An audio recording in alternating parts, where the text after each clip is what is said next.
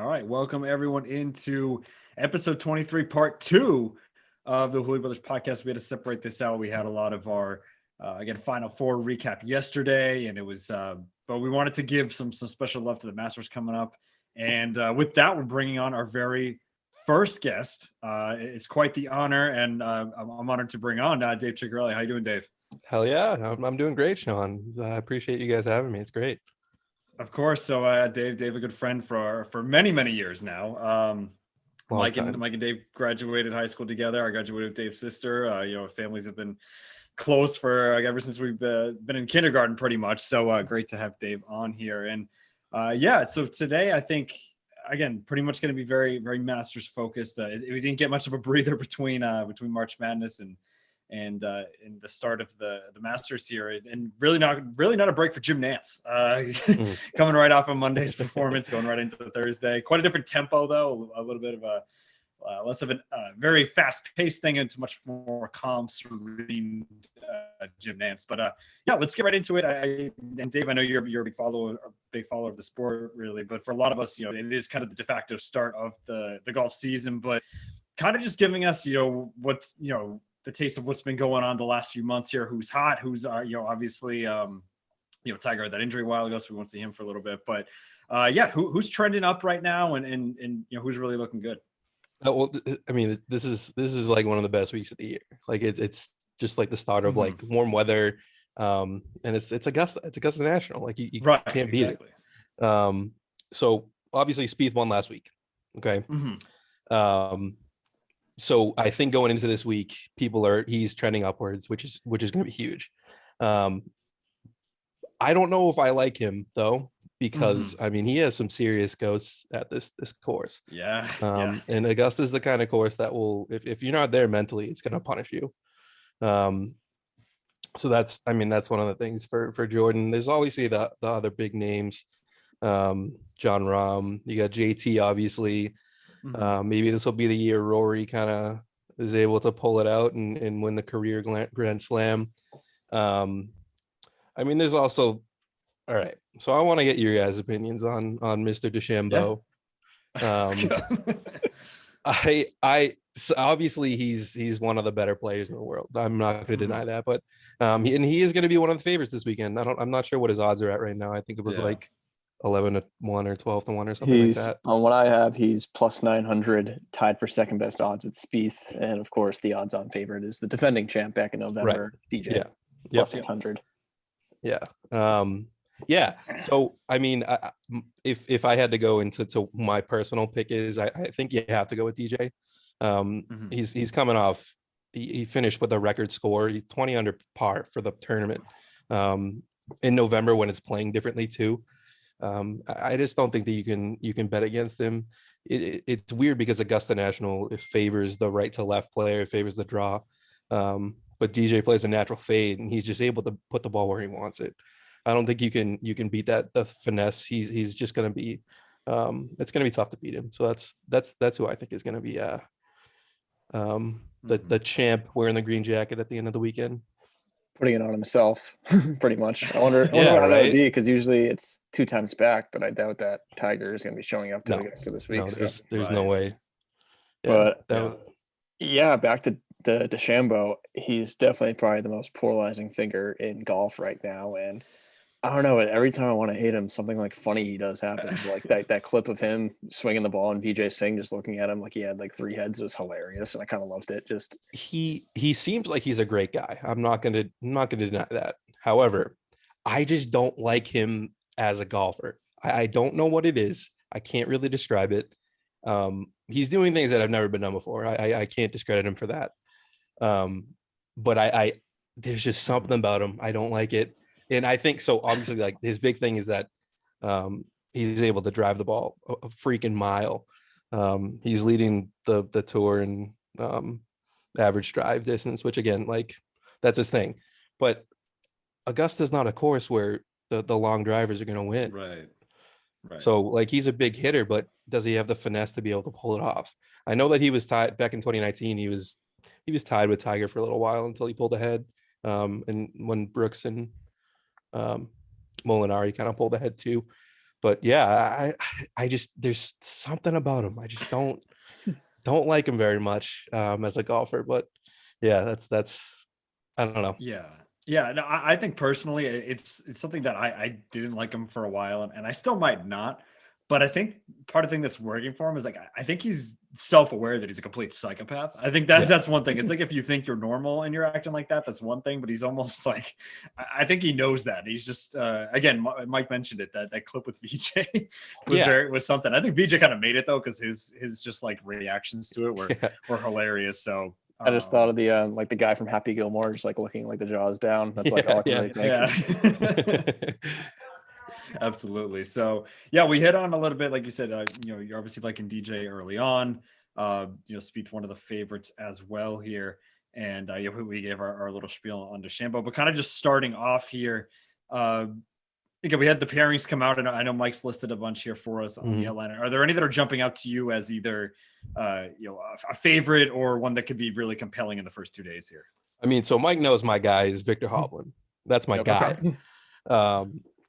I don't know why. I just like kind of took a liking to him. I don't even know why. Like he's just kind of an unorthodox kind of swing. He does that like double pump, like driver swing whenever he wants to get a little bit more distance. He's just a likable guy. And so he's in one of the pairings with Bubba Watson. Talk about polarizing figures. That's another one. And Brooksy. So that's an like super interesting trio right there. Yeah. Absolutely. You have a young buck in Victor Hovland who legitimately has the ability to win on tour, so that could be interesting. You have Brooks, who he that's what he does. He just comes out and plays for majors. That's his thing. Yeah. But obviously he's coming off of a knee surgery less than a month ago, which I mean, the procedure that he had done, like, okay, you had a minor knee surgery. It's not like a career ender or anything like that. But it's going to be interesting to kind of see what he does and how he's able to manage walking the course, because Augusta is known for being more hilly than other courses. And then Bubba Watson, former champion. I feel like that's going to be a one of the good pairings to kind of keep an eye on. Yeah, and Hovland's no schmuck. He has the same like odds to win as a former champion and Patrick Reed and Tony Finau, who's had a lot of success in this course, and he as well as Lee Westwood, who he's always somehow in the mix. So I mean, and Lee Westwood is he's paired with DJ too, so that'll be another good one to watch. The thing is too, like, there aren't going to be any pairings that are not going to be fun to watch because it's Augusta National. Like, it's just fair enough. It's just like you get like it's you can't beat it. I don't know. Yeah. It's the best. Mike, what's jumping out to you here? Well, so I know that we've kind of like a pairing with me, Dave, and another friend Ryan. We all kind of picked this like one like middling golfer like as of like this time last year, or a couple years, but pre-pandemic. And my guy was Daniel Berger, who actually did get screwed out of his Masters appearance last year because he ended up winning. He won the first tournament after the pandemic, which he thought made him qualify for the 2020 Masters, and he was playing very hot into that stretch. Yeah, and I thought he was going to make a really big run of that, so he just missed out. So I kind of like him with the aforementioned Patrick Reed, but I think the one that probably sticks out the most would be to see how Spieth's going to recover from back-to-back wins. He's paired with Colin Morikawa. Is that the best way? I think Morikawa. The PGA champion from last year. I really like him a lot. So those are kind of like two unsung pairings that like kind of jump off the board for me, because like of course you got to pay attention to the Westwood Johnson pairing, and of course the Koepka and the Bubba Watson. So those are two kind of the ones I like the most too. Yeah. I like kind of two in the middle here, or towards the top, I guess. The Scott DeChambeau Homa will be very interesting. Yeah, and then that's Ryan's golfer in the whole thing. Max Homa. Yeah. He seems like a real great guy, and then also just Tony Finau, Louis, and JT. That's also a great trio there. So as Dave was mentioning, a lot of good trios out there. We're at Augusta. And even Shuffle, Rahm McIlroy. That's another load. So I was just gonna say that's just like that's a powerhouse right there. John Rahm is the best. He's the best ball striker on tour. Like he's the best iron player on tour. So that's what wins Masters tournaments. So I think he's another one to keep an eye on. And Colin Morikawa too. I think he's like, I wouldn't call him a dark horse because his odds are decent. But he's like one of the best players on tour in terms of stroke game with the approach game. So I like he's legit. So And it's kind gonna of be. yeah, absolutely. And kind of going off that, yeah, I know you mentioned like, oh, not really a dark horse because the odds are kind of good. Who do you think is a good dark horse that could kind of sneak out of nowhere and potentially compete for this thing? So it's tough. It's tough, obviously, because like I think the Masters, it kind of unlike a lot of the other golf tournaments, so the other majors that happen throughout the year, literally anybody can win the Masters. Like it can just happen. I mean, you have a few former champions in the mix. Like you have Phil, obviously. I think Phil's kind of on the downslope of his career, but again, he's Phil. Like it gets crazier things have happened. There's also Sergio too, who always plays well at Augusta. So that would be interesting. One of the other ones, this guy is like sneaky, always good, is Cameron Smith. He's always at near the top of the leaderboard. He was in the top 20 of the players. He was tied for second at last year's Masters, which is another thing too. And then he was tied for fifth in 2018. So he knows how to play the course. He could come out and show up and go home with the green jacket on Sunday. Yeah, and he's in that Speed and Morcar group as Yeah. well. So sometimes you play up to your competition in there too. Right. Of course. Yeah, you don't want to be falling behind there. So also, I think, and we kind of hit this at the beginning. Actually, I'm going to ask you a little bit of a question first. What, obviously, being a huge fan of the Masters and everything, what's kind of some of your all-time, or maybe even just one all-time, favorite Masters moment? So I was actually thinking about this in anticipation for this. I think I haven't really getting into golf as much as I am is more of like a fairly recent thing in my life. Right. Yeah. So I think it has to be 2019. It has to be 2019. That his walk up 18, not even that. Okay. So that he Molinari and Finau go in the water on 12. So you're like, okay, all right. Like Tiger, he actually has the ability to do this. Then he walks up to 16, tough par 3, right? He pulls out an 8-iron and just throws a dart at it. And you're like, all right, this is Tiger. But then his walk down 18 and like him sinking that putt and run up to Charlie and his girlfriend, he just that's an all-time moment. Yeah, I agree. Actually at the start of the pandemic, I just sat down and watched the full broadcast of Sunday, just because I had nothing else to do. Nothing else was on. Yeah. Yeah, exactly. Yeah. Yeah, absolutely. Yeah, that was kind of a leading question because I did want to just kind of get into how I think we kind of gotten used to it for some years, but even just having that moment, like you said, back in 2019, it does prove how it's not the same without Tiger. And I'll go back a little bit further, kind of, because I agree that's probably one of the top moments out there. The only one I have to compete with that's also Tiger, and it's more of a distinct moment, and it's the chip with the Nike logo hanging on the edge of the cup there. So back in 2005. So I think both of those kind of combine there. But I think we can all agree, just I don't know, there's something missing even at this stage of his career and everything. There's always something a little bit's missing when Tiger's not there. Yeah, it's gonna be weird, and I think just based on what's happened recently with him, it's gonna be even more weird. If he was hurt and not playing in the tournament, that's one thing. But the fact that he was like seriously injured in a car accident, it's gonna be weird to not have him there, and especially because like he was a champion so recently, and it was feasible for him to do that because like he's been able to play Augusta better than anybody for the past 2 decades. Like it's just not going to be like it normally is with him. Even just having him there in the hunt, it just there's like an aura about him, and the whole tournament just kind of is going to feel a little bit different than with because Tiger won't be there, I guess, Right. Yeah, because even I feel like a lot of the majors in like the 2010s, even if like of course he only won the one, that whole like Tiger's in it, is he going to win? Yeah, this exactly. is the tournament that gets him back on track. He's in striking and the fact that he finally did it after 10 years, you're like, okay, maybe he has a couple more in him, and then of course it's no longer possible. So I mean, I think we're obviously just hoping that he can somehow get back on to the course in the future. And you're obviously in the older side, but I mean, golf is fortunately one of those sports you can't play for a while here. So obviously be missing Tiger and want him back. I know we have a few betting questions here. Mike, do you want to kind of lead that? I know you're looking for maybe some tips on how you're going to play it this weekend. Yeah, I think the thing I'm liking the most is, of course, I'm going to throw a couple bets on who I think is going to win it all. Right. I'm also might do some top tens on some guys. Okay. Like I don't know, maybe like John Rahm's even for the top 10. Yeah, absolutely. Kind of like that. Yeah. And guaranteed money.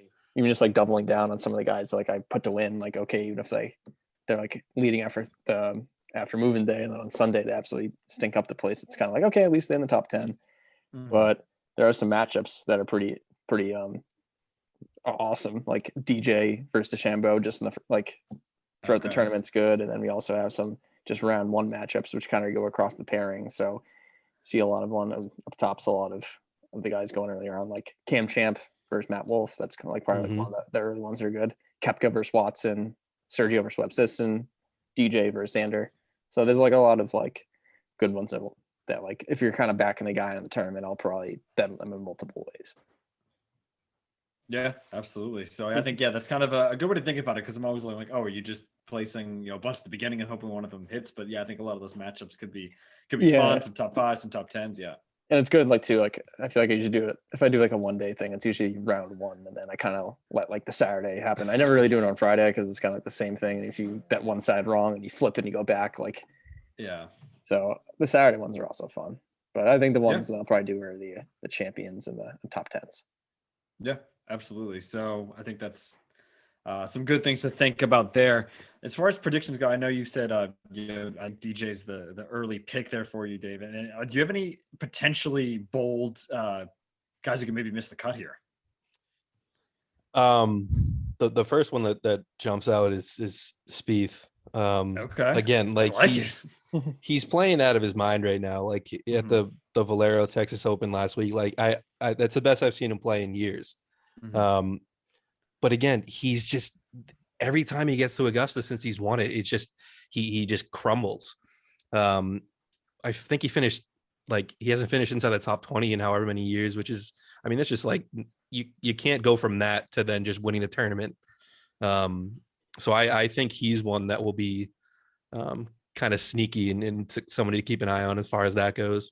Another one, he's my guy. I love Brooks, but I mean, so it's weird. I think I can go 2 ways here. I think Brooks is either going to come out and win the tournament, or he's just going to come out and either like have to withdraw or just miss the cut. Depends on his health. Yeah, exactly. Yeah, absolutely. I yeah. I'm liking those picks. I'm liking the saucy pick of Spieth. I don't know if there's anybody else that I want to predict that will miss the cut. Right. I mean, I don't care. I'm going to go off the limb. I'm just going to have a bad feeling about Rory this weekend. I don't know why. Just do.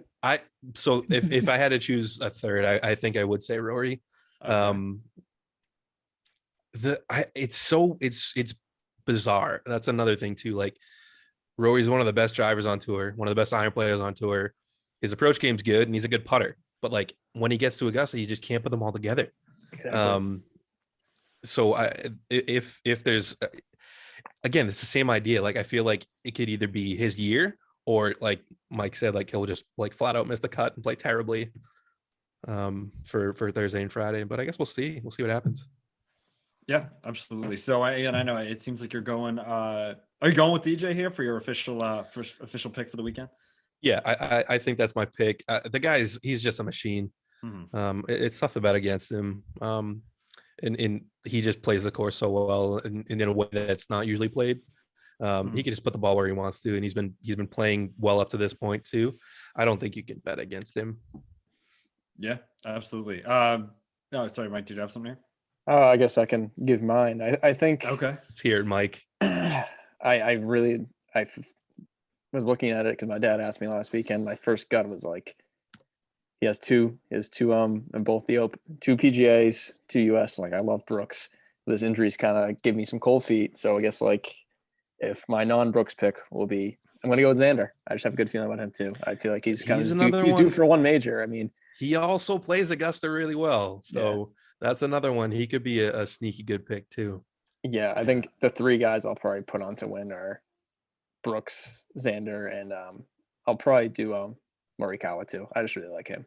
Yeah, I like him too. He's cool. And then I'll probably do some top tens. I'll probably think Finesse and Rahm, and just because Finau's already in the mix, he can never win because of the Puerto Rico Open. But that sucks because that was going to be my like just staring at a bunch of names right now. Pick was going to be Tony Finau just because I want him to break through. I really like him, like his style and everything. So I'll have to pour through some of the names, check out some of the odds. But that's got no head right now. I'm just going to roll Finau out there. Forgot about the curse though. Maybe he'll be the one to break it.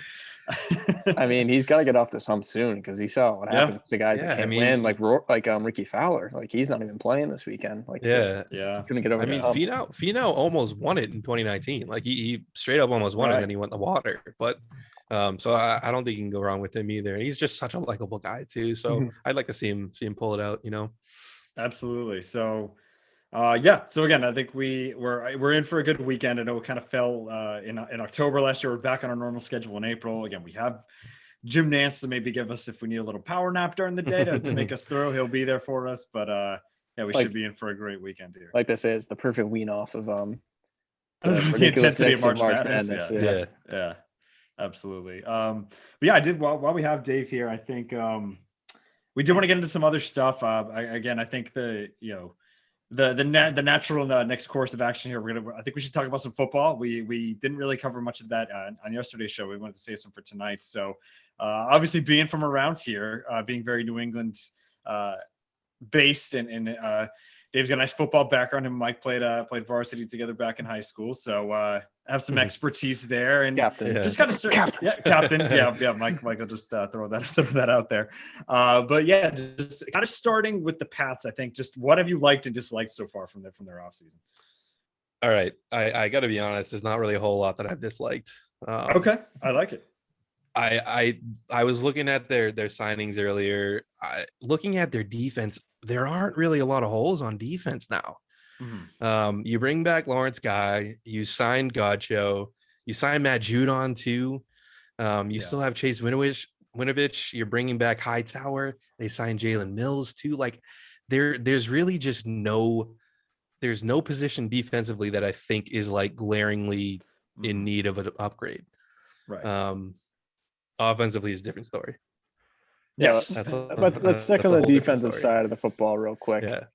Especially because like they did have holes, and like they basically were just like, we can't lose Guy. I know I think Greg Bedard's a local guy that loves Lawrence Guy, so I was very happy to get him back.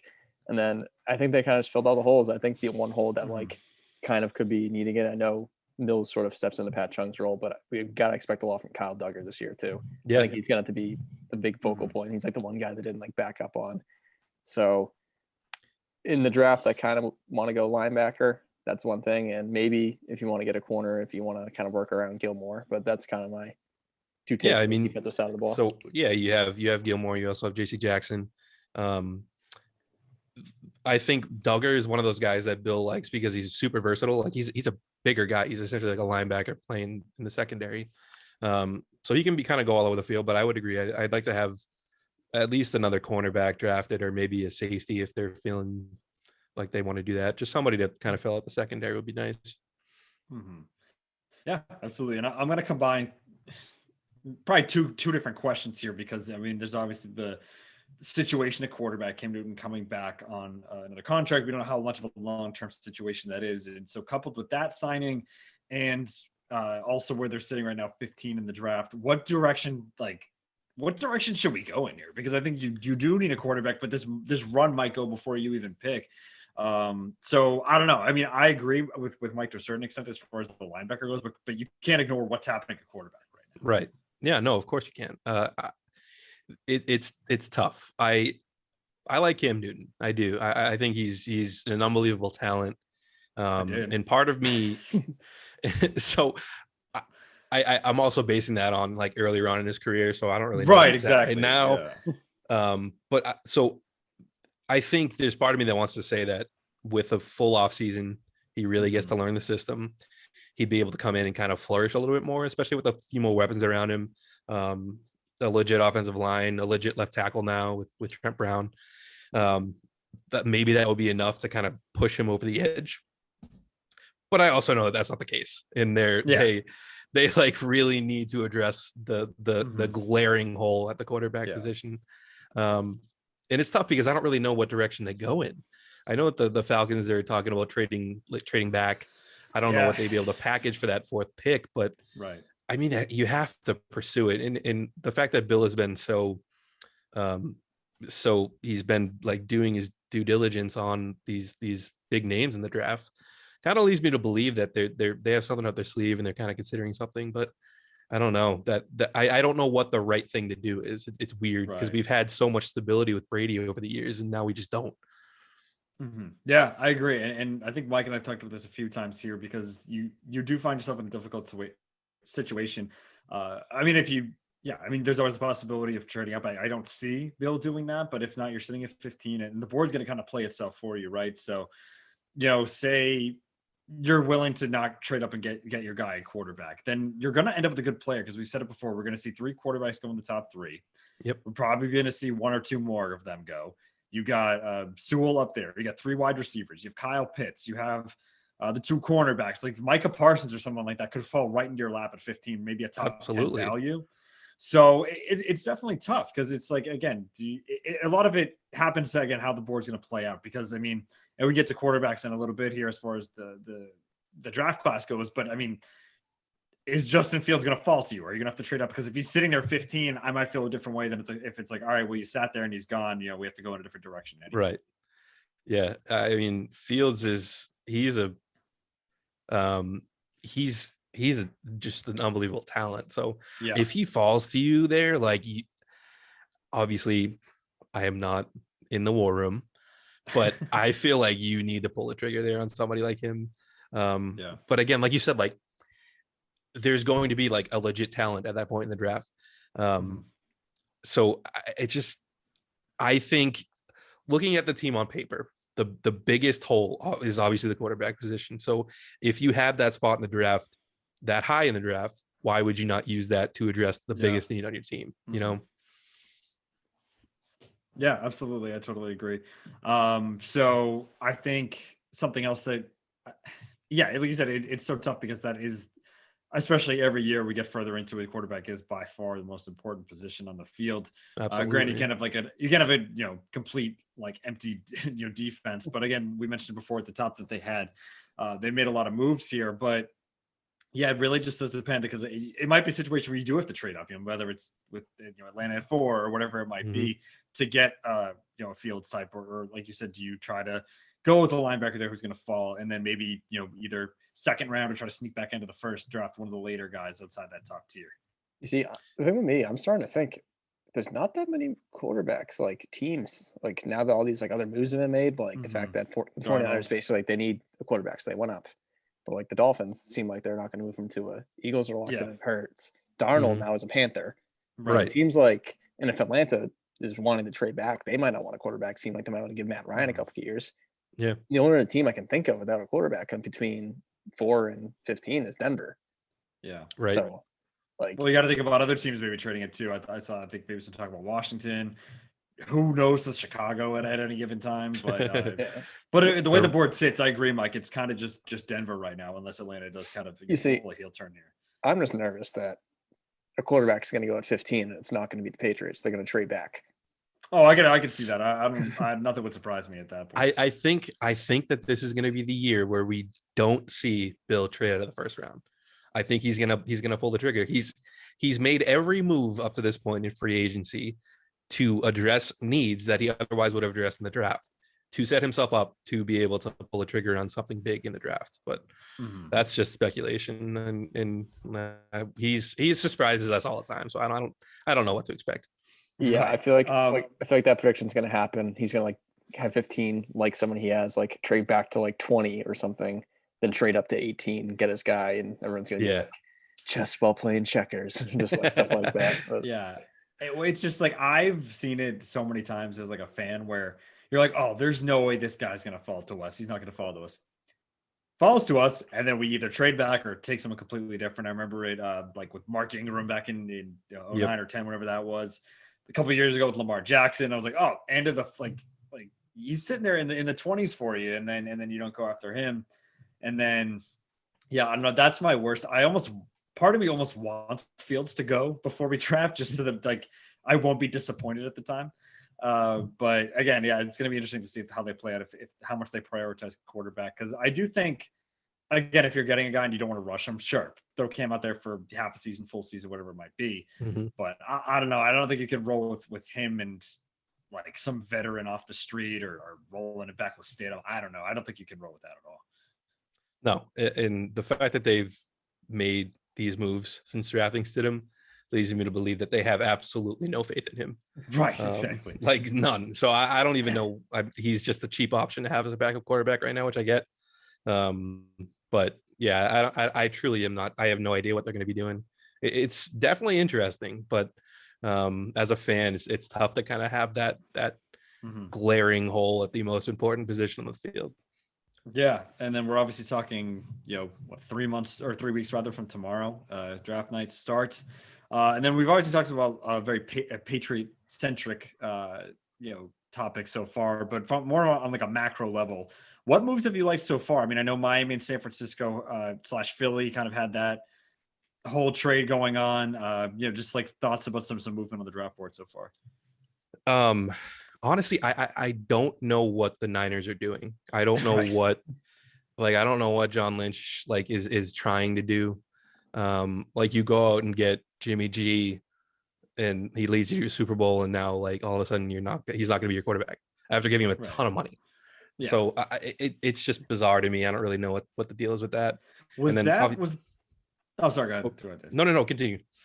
No, I was saying, was the Garoppolo move, was that pre-Lynch, or am I remembering that incorrect? I'm pretty sure that was Lynch. I think that was Lynch. Yeah. I think it was pre Shanahan. Yeah, that's what it was. Okay, yeah, because I was like, it's someone. It's not their guy. I couldn't remember who. Shanahan. I think Shanahan hates him.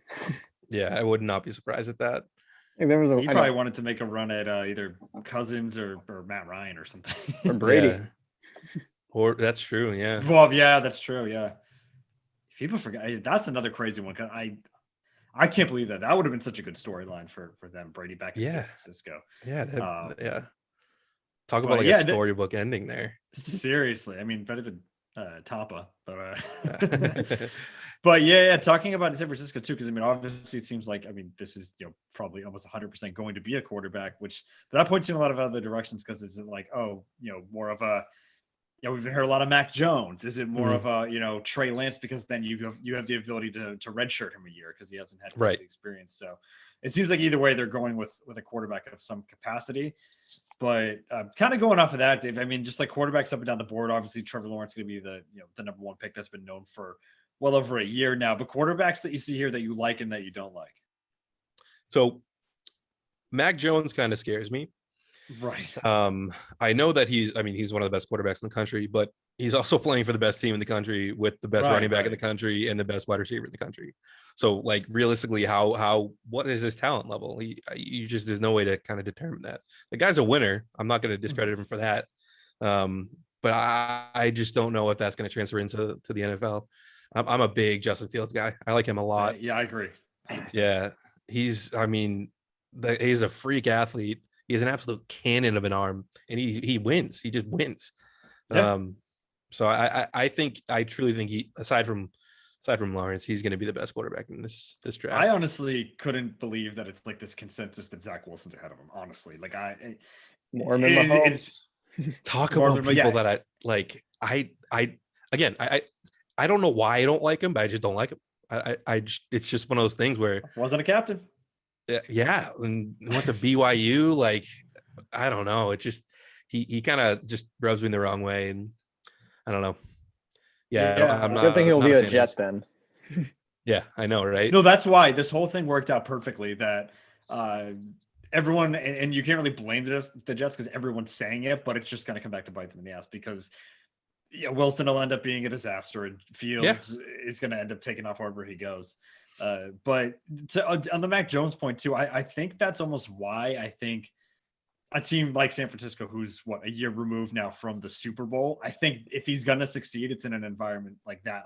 I think, say Jacksonville somehow ended up with pick number 3, I think it could potentially be a disaster down there for him. Yeah, 100%. Whereas Lawrence has more the ability to carry a team. So I think a team like, that's why it was huge for, I think if he ends up going 3, that would be, huge for Jones, because I think he needs to go into an environment that's already kind of has the team built around him and ready to succeed there. And then obviously the wild card here is Trey Lance, because I think that's another one where I could see it going two very different ways. Yeah, that's right. It could be one of those things where he comes from a relatively speaking, a smaller school, and is able to come in and just like take off, and his ability to translate, or he's just never been in that situation where he has to be like the guy on like the team. And it just doesn't work out. So I that's one that he's kind of an enigma to me. I don't know. I don't know which, that, like you said, that could go both ways. I'm not entirely sure. I have like and sorry, do you want to jump in, Mike? I was just gonna say, with the three guys we just talked about, I remember like watching the season, like, I don't know, I kind of like Mac Jones. Like he could be like a day two guy for the Pats that I liked, and then he just shot at the draft boards. I'm like, okay, I don't like him this much. I don't think he's top three. But, like he's not like put that maybe much 15, asset. Like, but yeah, especially the fact that they're trading up to get him, so they're putting 2 first-round assets at him. It's crazy. And then I think the way they saw it, it's like if they're trading him for someone, it should be Justin Fields, because everyone says that Garoppolo's bad because he couldn't make that throw in the Super Bowl. And then they showed an exact same flip. It was one of his touchdowns to Olave in the semifinal. It was the exact same play, the exact same throw. Then Fields absolutely just dropped it in the bucket. Yeah. So I agree. If I was trading up, I'd be going after Fields. But absolutely. Yeah. So yeah, again, and then we're not in the war room. You know? No. True. But yeah, and then kind of going off. My thing with Lance, I could see it being, I don't know if it's just because of his style and like size, but like I could almost see it being like, I mean, obviously there's a lot of other factors that led to this, but I could almost seeing it be like almost like a Kaepernick type. Yeah. Absolutely awesome for 3 years. And then like, and then just falls off. Yeah. Like the league figures him out a little bit. Yeah. So I don't know. That's like an early prediction, just because again, like you said, there is kind of an enigma there. Defenses might have to, study up for a few years, but I think they could eventually catch up there. Or same school, Wentz. Could have like one MVP type season early, then next thing you know, only Wentz could bounce back. He's back with he's back with Frank Reich, so we'll have to obviously keep an eye on Wentz in Indy. But and then finally, just some sleepers here. I mean, it's tough because I feel like I've been so obsessed with quarterbacks and then kind of like seeing where people are going to select the Patriots. But any guys you see maybe falling to either the end of first round or days 2 and 3 that you think could make a big impact in the league? So there's one guy that I would love to see on the Patriots, and it's Devontae Smith, which it's not going to happen. But it just like, I like the way that guy plays football. He's unbelievable. He's just able to run routes like as crisp as you can get, and he doesn't drop anything. And the Patriots just like haven't had that in a while. But again, that's just a pipe dream. I don't know if there's anybody else that I kind of. Yeah, I mean, like I was saying, like league sleepers that could go and maybe like, like later on in the rounds or anything. But because I have one at the top of my head, I'm going to be completely biased. Before the Pats signed 2 tight ends, I thought my guy Hunter Long from BC would be a good, maybe third round pick or something. So maybe another team. The guy was an absolute beast. Has that high catch radius. I think he could be a real good red zone threat for some teams. So I'm going to be very, very biased on my pick there and I also haven't studied deep on the draft boards yet, but I'm sure there's some guys that'll come to mind once I start seeing some deeper mock drafts. Yeah, I would say the same. I've been so in on the Masters for the past couple of weeks. I haven't really done a ton of looking into the draft, that's going to be in the next. We got a few weeks. Yeah. You got to research up on those old linemen. I think it's supposed to be a good one between Sewell and Slater. So. Yeah, absolutely. But yeah, I think that pretty much wraps up some early draft talk. And just to wrap up here, Dave, anything that's been on your mind, any hot topics, sports or in general, you wanted to kind of talk about here? Oh, that's a tough one. just leaving it open-ended. Yeah. Well, so I mean, just kind of keeping it local. The Celtics are awful. Yeah. I said yesterday, my big point. I mean, we didn't spend a lot of time just because we were so tournament heavy, but I'd say they're basically treading water is essentially what's happening. It's like win 2, lose 2, win 1, lose 1. Like it's just like they're just hovering around 500. It's frustrating because of like what we've seen them be with the same roster. The potential, yeah. Yeah. Kemba obviously has not panned out. I think he's bounced back a little. He's inconsistent. I'll definitely say that, but he's shown Yeah. signs of getting back to his former self. And I think we have a lot more problems than him. Yeah, no, I would agree. And I love Jason Tatum, but I don't know what's going on with him. He's just kind of like, it's like he like doesn't want to be there, you know? There's just no effort with this team right now. Yeah, I think like Perk called him out last night too, like on the post game, saying that like his body language just isn't really there when they get down in certain games. So yeah. Luckily, Brown's having a good night tonight. They're in a close one with the Knicks. Yeah, it's getting to the point where, I mean, it's wild to say, but I mean, obviously I want to do everything humanly possible to keep them together and to make it work. But if I had to trade one of them, I think I might hold on to Brown. I think I would too. The guy just works hard. I love Jason Tatum. I don't want him to go anywhere, but if it comes down to two of them, I don't think you can part with Brown. That guy he's a workhorse. He'll do whatever they need him to do too. Yeah, exactly. And kind of going off of that, I mean, the only thing that's in their favor right now was just that 4 through 10 is completely wide open. Like, you're not going to slip into that 3 spot. That the top 3 is kind of set in stone. Yeah, right. But even if they're at 7 tonight, they can end up at 4 by the weekend, or right. I think just staying out of that opening weekend is huge. And I don't even know what the ceiling is, even if they can get up to 4, because then you're probably going to run into Brooklyn in the second round and you get bounced there. But at least some solace there is like, either if Brooklyn either goes on to win the national, the NBA title, or falls to like maybe the Lakers in a hard-fought 7-game series, how much were you going to do there anyway? So I think, I don't know, that might be the best case scenario for this team is getting into that 4 spot, and maybe you losing in 6 or 7 to Brooklyn is maybe the ceiling this year. Get some injury luck, like the Raptors did in the finals with Durant. Yeah. But I agree. It's been a frustrating season for sure. Yes. Again, it's just annoying because like we've seen what they can be. We've seen their potential, and they're just not at that point right now. No, absolutely. Did you guys see that they released the details of Tiger's crash? No. They were like, he was going between, I think it was like 83 and 85 miles an hour in a 45. Oh my God. Oh yeah, I did see the speeding, but I didn't know it was that. Yeah, like he's going double the speed limit.